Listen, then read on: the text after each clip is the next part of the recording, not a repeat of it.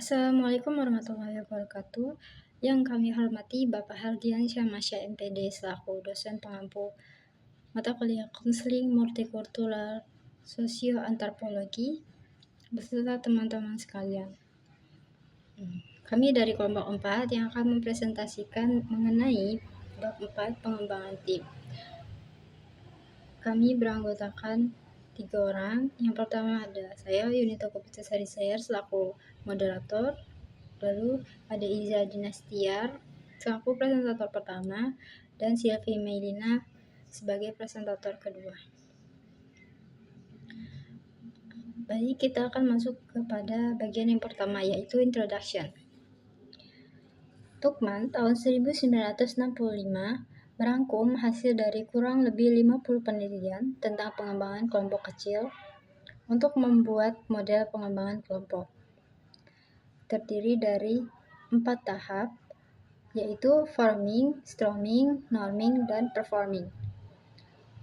Kemudian, ia mengembangkannya lagi ke tahap yang kelima, yaitu adjourning.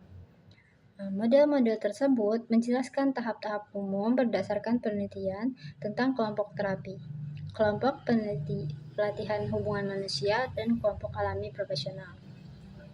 Bab ini akan memberikan gambaran umum tentang model-model tersebut dan kemudian menggunakan 5 model tahap untuk menggambarkan proses tersebut sebagaimana terkait dengan tim multikultural. Selanjutnya akan dilanjutkan oleh Iza Dinastiar. Forming atau pembentukan.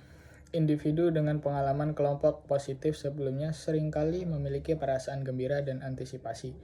Penelitian Maples 1988 menggambarkan tahap ini sebagai kesopanan, kebingungan, kehati-hatian, dan kesamaan.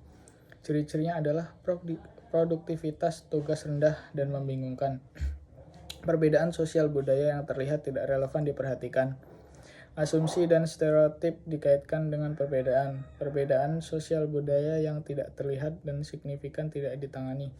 Perhatian diberikan untuk menemukan kesamaan. Penggunaan pola komunikasi yang dominan menyebabkan beberapa anggota dikucilkan. Komunikasi terasa canggung dan ragu-ragu. Storming atau menyerbu. Selama tahap ini, kesopanan memudar dan anggota mulai tidak setuju. Konflik muncul secara terbuka atau mungkin lebih halus dan tersembunyi di balik permukaan. Norma implisit yang terkait dengan peran, komunikasi, dan pengambilan keputusan yang muncul selama tahap pembentukan mulai dipertanyakan.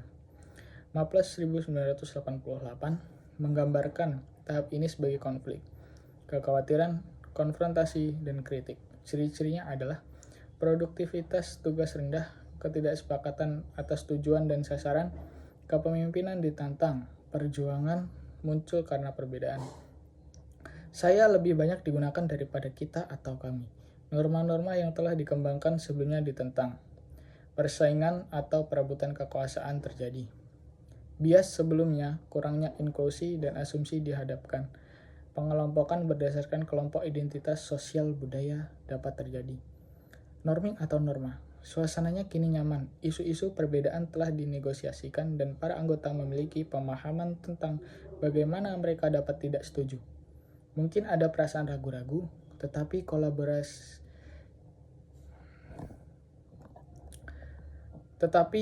ada energi untuk melanjutkan. Penelitian Maples 1988 menggambarkan tahap ini sebagai kerjasama, kolaborasi, kohesi, dan komitmen. Ciri-cirinya adalah produktivitas tugas sedang tinggi. Anggota bekerja secara saling bergantung. Norma-norma diikuti sebagian besar waktu. Norma-norma ditinjau kembali dan direvisi sebagaimana mestinya. Perbedaan digunakan untuk memperdalam hubungan dan meningkatkan produktivitas tugas. Konflik ditangani dan umpan balik diberikan dengan tepat. Values lebih banyak digunakan daripada I or me. Pemimpin memberikan pelatihan dan dukungan. Performing atau pertunjukan, dukungan interpersonal dan energi yang tinggi untuk menyelesaikan tugas menjadi ciri tahap ini. Semangat kerja tinggi, pekerjaan menyenangkan dan sangat produktif. Sinergi telah tercapai. A.G. Bennett dalam tes 1982 menggambarkan sinergi sebagai kombinasi kreatif dari dua elemen untuk menghasilkan sesuatu yang baru atau lebih hebat daripada jumlah bagian-bagiannya. Konsepsi manusia dari sel telur hingga sperma adalah bentuk sinergi tertinggi. Penelitian Maple 1988 menggambarkan tahap ini sebagai tantangan, kreativitas, kesadaran, dan pertimbangan. Ciri-cirinya adalah perilaku berikut. Yang pertama, ada produktivitas tugas tinggi. Yang kedua, anggota tim berkomitmen terhadap tim dan tugasnya. Yang ketiga, tingkat saling ketergantungan yang tinggi ditunjukkan. Yang keempat, konflik diubah menjadi pelajaran yang dipelajari. Yang kelima, ada humor itu asli. 6, norma diikuti secara konsisten. 7, norma-norma ditinjau kembali dan direvisi sebagaimana mestinya. 7, anggota dihargai. Dan yang terakhir ada fleksibilitas dan kemampuan untuk mengatasi ambiguitas terlihat jelas. Selanjutnya ada adjourning atau menunda. Tahap ini relevan untuk kelompok sementara seperti komite, tim proyek, gugus tugas, dan kelompok belajar atau pelajar. Kelompok mengantisipasi akhir dan jika telah mencapai tahap kinerja. Sebagian besar anggota merasakan kehilangan. Produktivitas tugas lebih rendah daripada dalam tahap kinerja, dan fokusnya adalah pada penyelesaian. Robbins 2003 mencatat bahwa beberapa anggota optimis merasa sukses, sementara yang lain merasa sedih atas hilangnya hubungan interpersonal yang kuat. Penelitian Maple 1988 menggambarkan tahap ini sebagai kompromi, komunikasi, konsensus, dan penutupan. Dan yang terakhir ada conclusion atau kesimpulan. Pengembangan tim penting bagi semua tim, tetapi terutama bagi tim multikultural.